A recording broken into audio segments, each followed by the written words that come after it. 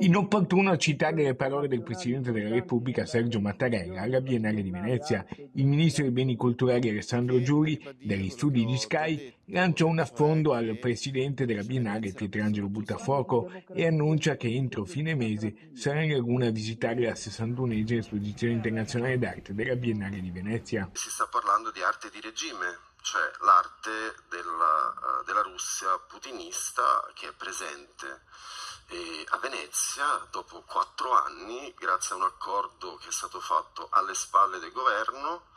Hanno avuto molto tempo Biennale e Russia per accordarsi sui termini di questo accordo e aggirare le sanzioni. La Biennale è autonoma e autonomamente sbaglia.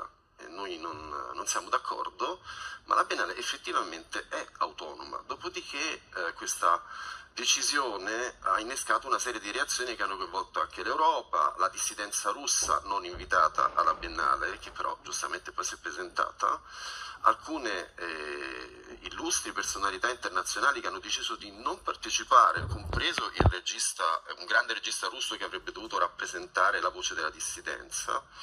In generale ritengo che sia stata una grande occasione mancata e chiudo. Se avessimo fin da principio, come governo, come istituzioni internazionali, potuto conoscere i termini della questione, avremmo potuto perfino mettere al tavolo di un negoziato per un cessate il fuoco. Abbassiamo le penne e parliamo di pace, parliamo dell'essere umano e parliamo di qualcuno che deve ascoltare gli altri. Giuri risponde piccato anche al posto del vice premier Matteo Salvini, che venerdì sarà alla Biennale a visitare i padiglioni. Il ministro dei beni culturali elogia il padiglione Italia, di cui rivendica la scelta. Nella giornata dedicata all'Ucraina, anche qui forti critiche per la partecipazione della Russia, definita dagli artisti e curatori inaccettabile.